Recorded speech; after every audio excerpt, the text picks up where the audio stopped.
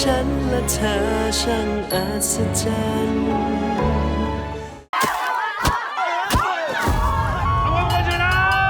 ขอบคุณสำหรับเงินเดิมพันนะเฮ้ยกูเลยอยากรู้จริงๆว่ามันเป็นใครคาแรคเตอร์เมฆนะครับเป็นคนขยันแล้วก็ไม่เลือกงานแล้วก็เป็นคนมุ่งมั่นอะไรที่ทำแล้วได้งานไอ้เมฆทำทุกอย่างโดยเฉพาะงานหลักเลยนี่ก็คือลากรถแล้วก็ต่อยมวยจริงๆไอ้เมฆเป็นคนใจเย็นนิสัยดีครับผมแล้วก็รักครอบครัวตัวละครเมฆเป็นตัวละครที่ขยันคือเขาจะทำงานอยู่ตลอดเวลาคือเขาเป็นคนขยันไม่ใช่แค่ขยันทำงานคือขยันในการศึกษาหาความรู้ขยันมากเพื่อที่จะเก็บเงินเพื่อที่เอาไปทำตามความฝันหรือเป้าหมายของเขาอะไรเงี้ยซึ่งมันต่างกับตัวละครของนายน้อยมากที่เหมือนแบบเกิดมาแล้วมีเพียบพร้อมทุกอย่างเราขาดแค่แพชชั่นในการทำอะไรบางอย่างซึ่งเรารู้สึกว่าเราเห็นแพชชั่นในคนคนนี้มันทำให้นายน้อยเนี่ยรู้สึกว่าการมีชีวิตอยู่มันมีเป้าหมายมากขึ้นความยากของตัวละครนี้เลยต่อยมวยเพราะว่าไม่เคยต่อยมวยมาก่อนแล้วก็ภาษาที่ใช้เราเป็นบ่าวเนาะเราเป็นบ่าวเราต้องเรียกคนอื่นด้วยยศถาบรรดาศักดิ์ต่างๆมันมีศัพท์เฉพาะต่างๆเยอะแยะมากก็เลยต้องแบบชัวร์ในศัพท์ที่เรียกมากๆไม่งั้นจะแบบมันจะดูไม่สมจริงยศถาบรรดาศักดิ์ก็มีเงินทองก็มากโขเพียงแต่จะมาชกมวย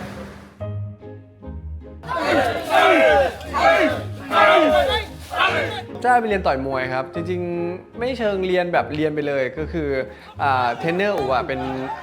เขาต่อยมวยเป็นอยู่แล้วเขาเลยสามารถสอนแบบท่าทางให้ได้จะได้ไม่เคอะเขินตอนเข้ากล้องจริงๆแม่มันต่อยหมดเลยต่อยทุกอย่างเลยมวยตับจากก็ต่อยมวยโบราณก็ต่อยมวยไทยก็ต่อยหมดเลยอะไรที่มันได้เงินเมฆทำหมดสไตล์การแต่งตัวของตัวละครนี้ก็คือเหมือนตัวละครมันหยิบอะไรได้จากบ้านหยิบมาใส่ก็ใส่อย่างเงี้ยแต่ว่าส่วนใหญ่นะจะเป็นเสื้อแขนกุดแบบนี้เพราะว่ามันลากรถก็จะแบบมันร้อนอากาศมันร้อนอย่างเงี้ยเราก็ต้องให้ใส่เสื้อที่มันสบายหน่อยลากแบบสบายแต่ว่ามันจะมีฉากที่เราต้องไปเป็นพาโรงในโรงเรียนอย่างเงี้ยเราก็ต้องแต่งชุดเรียบร้อยนิดนึงแขนยาวขายาวอย่างเงี้ยประมาณนี้อย่าอิจฉาตัวละครนี้เลยเพราะว่าอุทาผิวพี่อุทาผิวดำตลอดอย่างเงี้ยแล้วแบบอากาศตอนทหารมันร้อนๆนะมันเหนียวเหนอะหนะเต็มไปหมดเลยพอมันเป็นครีมมันเป็นครีมแล้วมันก็จะเหนียวจับอะไรสีมันก็ติดไปหมดเลยอย่ามาอิจฉาเมฆเลยอุ้ยอย่าต่อยครับเดี๋ยวสีติดเวลาทาประมาณครึ่งชั่วโมงล้างชั่วโมงนึงเพราะว่ามันไม่ได้มีแค่ข้างหน้าอย่างเดียวไงมันมีข้างหลังคนทามันก็ทาได้ไงแต่เราล้างเราต้องแบบอะไรถูไปเองอย่างเงี้ยถ้าเราล้างไม่สะอาดสีมันก็ติดที่นอนอีกเพื่อนเลยเว้ยเพื่อนจริงไม่เล่นด้วยเราทุกครั้งที่เข้าซีนเข้าฉากแล้วก็คัดเพื่อเปลี่ยนคัดมารับแคบเนี่ยอูต้องเติมสีทุกครั้ง ด้วยความที่อากาศมันร้อนนะแล้วแบบเหงื่อออกบ้างหรือว่าแบบจังหวะที่แบบไปจับอะไรบ้างอย่างเงี้ยสีมันก็จะหลุดไปตามสิ่งที่เราจับแล้วก็หลุดไปตามเหงื่อของเราแล้วก็ต้องเติมตลอดเวลาคืออยู่ในกองคือพี่บุ๋มแทบไม่ใกล้อูเลยใช่บอกว่าไอ้อูอย่ามาใกล้พี่ใช่เพราะว่าเงินเปื้อนเพราะว่าด้วยชุดของบูมมันจะเป็นชุดราชประแตนส่วนใหญ่ที่เป็นชุดนักเรียนแล้วมันสีขาวล้วนเลยแล้วบางสีมันก็เลี่ยงไม่ได้เนาะที่แบบที่จะต้องแบบโดนเนี้ยพอจับปุ๊บมันเป็นรอยมือเลยทุกคนเป็นรอยแบบนิ้วอู่อย่างเงี้ยแบบตอนรีเซ็ตคือเขาก็ต้องแบบมาขูดเอาออกอย่างเงี้ยซึ่งเราก็เลยแบบเลี่ยงดีกว่าแบบไปไกลดีอะไรเงี้ยแต่คือเอาไว้ซึ่งทุกคนวันนี้กอดได้คือปกติบูมจะไม่ให้มันโดนตัวเลยเพราะว่าตัวมันจะเปื้อนท่านหมื่นใจดีไม่เอาเรื่องที่กระผมชกท่านหมื่นแถมท่านหมื่นยังจะเมตตาสอนภาษากระผมอีกท่านหมื่นเป็นเทวดาของกระผมเลยนะขอรับในเรื่องนี้นะครับบูมรับบทเป็นนายน้อยเดชครับผมนายน้อยเดชก็จะเป็นเอาจริงแล้วเป็นคนดื้อครับถ้าใครอยากให้ทำอะไรเราจะไม่ทำเราจะมีความคิดเป็นของตัวเองในเรื่องก็ยังอยู่ในวัยที่เรากำลังต้องเรียนหนังสืออยู่ใช่เราก็มีโอกาสได้ไปเจอครูรติเพราะว่าครูรติเป็นครูที่เข้ามาสอนเรานายณเดชน์ก็เป็นลูกของคุณชัยรุตซึ่งจริงๆแล้วคุณชัยรุตเนี่ยก็อยู่ในวังสุริยากรซึ่งเป็นวังของคุณแม่รุ่งของเราด้วยนะครับซึ่งคุณชัยรุตก็จะเป็นคนที่คอยดูถูกคอยกลั่นแกล้งรติอะไรอย่างเงี้ยแต่ว่านายณเดชน์ไม่เป็นนายณเดชน์ก็จะเหมือนกับเป็นคนที่แบบแอบคอยช่วยแล้วก็ค คอยแบบให้กำลังใจอะไรอย่างเงี้ยครับ นายน้อยเดชเนี่ยเขาเหมือนอยากมาใช้ชีวิตของตัวเอง ไม่ได้อยากอยู่ในแบบสิ่งที่พ่อมอบหมายให้ทำเขาก็เลยออกมาต่อยมวยตับจากแล้วไอ้เมฆเนี่ยมันต่อยมวยอยู่แล้วคราวนี้มันก็เดินมันเป็นงานวัดมันเดินมาแล้วมันก็เห็นว่าไอ้เดชมันต่อยมวยอยู่แล้วคราวนี้ไอ้นายน้อยเดชเนี่ยมันก็ท้าว่าไหนใครอยากมาต่อยกับข้าไหมอย่างเงี้ยก็จังหวะนั้นก็เลยได้ไปต่อยกันเป็นครั้งแรกที่เจอกัน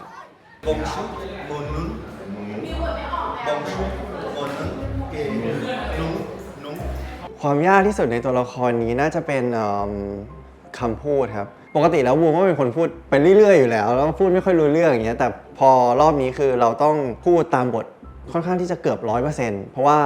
มันค่อนข้างใช้คำในสมัยก่อนใช่มันเลยอาจจะมี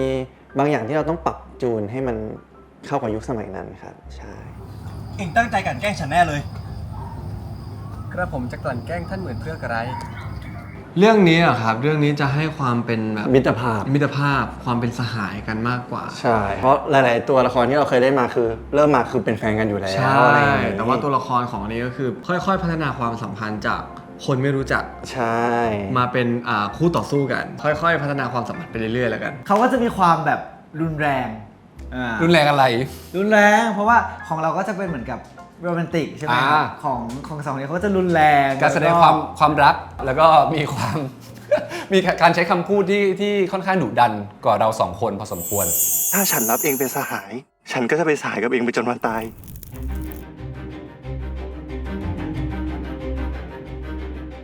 ฝั่งวังสุริยากรเนี่ยก็จะเหมือนกับการรวมตัวละครไว้หนึ่งตระกูลครับ ก็จะมีตั้งแต่เสด็จปู่ลงมาแล้วก็มีนายน้อยเดชมีคุณชายรุธ มึงเป็นใครมาสอนก็อุ้ย พี่แหนมรับบทเป็นท่านชายรุธ ครั ก็ บ เป็นตัวร้ายฮะเขาก็จะคอยแกล้งด้วยความที่เขาไม่ชอบรติเนื่องจากอย่างที่อินบอกว่าหนึ่งรติเป็นลูกของน้องสาวเขาก็คือคุณแม่รุ่ง ซึ่งน้องสาวเขาตายใช่ไหมครับสองก็คือเราไปโตกับพ่อลูติน ซึ่งคุณชายรุธก็ไม่ชอบ แล้วก็ไปโตที่เมืองนอกด้วย แต่ตอนกลับมาเป็นแบบคณะทูตเขาเลยรู้สึกว่าเฮ้ยไอคนนี้มันต้องแบบจองหองหรือเปล่าแบบว่าตำแหน่งเพิ่มขึ้นอะไรอย่างเงี้ยเขาก็เลยเหมือนกับจะคอยแกล้งคอยดูถูกเราตลอดเวลาอะไรอย่างเงี้ยครับ รู้สึกผิดเลย รู้สึกสงสารน้องกับเขาดิ คือท่านชายรุธเนี่ยนะครับเป็นท่านพ่อของกระผมเอง ซึ่งเขาเป็นคนที่ค่อนข้างจะเนียบมากหมายถึงว่าเนียบกับลูกเนียบกับคนรอบข้างเป็นคนแบบ ถ้าฉันสั่งอันนี้แกก็ต้องทำอย่างนี้ เป็นคนแบบดูๆนะเป็นคนเข่งๆแต่แบบไม่เข่งกับตัวเอง แกห้ามโดดเรียน แต่ฉันจะโดดอะไรอย่างเงี้ยซึ่ง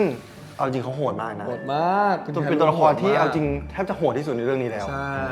พี่แหนมเนี่ยคือแบบเล่นถึงมาก ใช่ คือบางทีเขาสั่งคัดแล้วพี่แกยังไม่หยุดเล่นเลย กล้องเกิ้งคือเก็บไปหมดแล้วยังเล่นอยู่คนเดียว ท่านพ่อครับ เป็นยังไงครับวันนี้ สนุกไหมครับก็เสียงแหบเลย นี่น่าจะร้ายสุดเรื่องหนึ่งในชีวิตเลยพี่เคยเล่นมาปกติเป็นแบบคนดี คุณแม่ลุงเนี่ยแต่งงานกับคุณพ่อซึ่งเป็นท่านทูตฝรั่งเศสชื่อพ่อลูตินเราก็จะเรียกว่าลูตินกับราทีเวลาเราเรียกพ่อลูกก็จะแบบลูตินกับราทีอะไรเงี้ยแล้วก็พอแม่เสียไปเนี่ยพ่อก็เลยพาเรากลับมาที่ประเทศไทยครับ Que penses-tu du fait que Siam Si vous le jugez bon, je refondais. ในเรื่องก็จะเป็นพ่อที่มีความคาดหวังให้ลูกมีความตั้งใจในการทำงานเนี่ยครับเป็นครูก็ขอให้ตั้งใจไปเป็นครูเป็นตัวแทนของฝรั่งเศสมาประเทศไทยก็ให้ตั้งใจทำหน้าที่ให้ดีอะไรเงี้ยเป็นแบบพ่อที่ค่อนข้างเงียบ Non Non, je peux pas vivre sans son amour L'amour de Pity me fait vivre Elle... คัด คือพี่เดวิดเนี่ยต้องบอกว่าพื้นฐานเป็นคนฝรั่งเศสอยู่แล้วนะครับแล้วก็แกใช้ในชีวิตจริงของแกอยู่แล้วด้วยอย่างเงี้ยแกก็จะแบบลื่นเปลือยอยู่แล้ว แต่จริงๆขนาดพี่เดวิดเองเป็นคนฝรั่งเศสแท้ๆอะแกเองยังต้องปรึกษาครูในหลายคำมากๆเพราะว่าเหมือนกับแม้กระทั่งภาษาฝรั่งเศสที่เราใช้อะครับเราก็เลือกเป็นราชาศัพท์หรือว่าเป็นคำโบราณให้เหมาะกับยุคสมัยนั้นจริงๆด้วยครับเพราะฉะนั้นแกเองก็จะบอกเฮ้ยมันก็มีคำที่แกเองก็ไม่เคยรู้จักในชีวิตจริงเหมือนกันอย่างเงี้ย ความรักของฉันและเธอช่างอัศจรรย์